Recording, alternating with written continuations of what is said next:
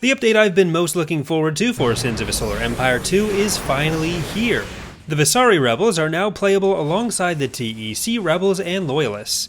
This update also came with some extra changes to trade for the TEC, and I think the biggest thing both the TEC changes and the overall Vasari design show is that differentiating how the factions play is a big priority in Sins 2, rather than just making the Vasari a copy of the TEC with raspier voices, which is how we know they're aliens. Well, I'm gonna have a lot of good to say here, and while the patch notes point to the beginnings of some new focus on balancing changes, there are a few mechanics in the game which do need some additional work.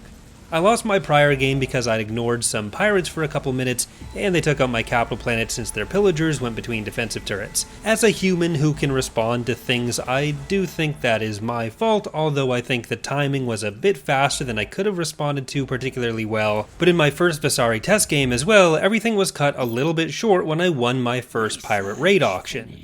I targeted the enemy capital with them, and about 10 minutes later I randomly got a notification that I had won the game, despite never getting anywhere near a single enemy planet in what was a 1v1 match.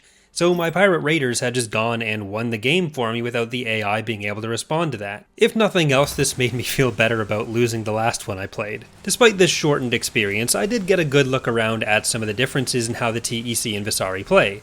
There's a few things you're going to notice right off the bat. The first is that the Vasari begin the game by jumping into a new gravity well at a Ferris planet rich in metal resources, where they have to kill a few defenders before getting themselves established, compared to the TEC who are already present at a homeworld when the game starts. This isn't a huge gameplay difference, and honestly does mean there's a few minutes that'll involve no actual decision making for Vasari players at the start of the game, but it does help build up the thematic differences for the faction. The next thing you'll notice has much bigger gameplay implications, and that's that the Vasari don't generate or use credits as part of their core economy. Metal, crystal, and exotics will instead play a much larger role in the economy, especially metal, which matches with their starting Ferris planets. You can still give and receive credits in things like auctions and trades while dealing with other factions, but these are primarily going to be put back into that relationship building. For example, the pirate raid I used to end the game, I paid for with credits, and that was the only thing I used credits for in the entire game, so maybe it's still the most powerful Vasari resource after all. This also means establishing and protecting trade routes between worlds is not a thing the Vasari are going to be worried about in the same way. On the flip side, the TEC have had the trade mechanics expanded. There are now techs which will give military escorts for TEC trade ships, along with a bonus for other factions killing their trade vessels. I was focusing on playing the Vasari with all the new toys, but those changes have me pretty interested to go back and try out the TEC again, which I really didn't think I'd ever say.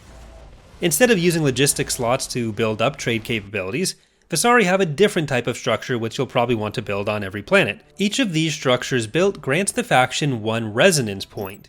These resonance points can be spent to give faction-wide bonuses to combat stats, mobility, and abilities, adding some extra variables to how the faction can be played.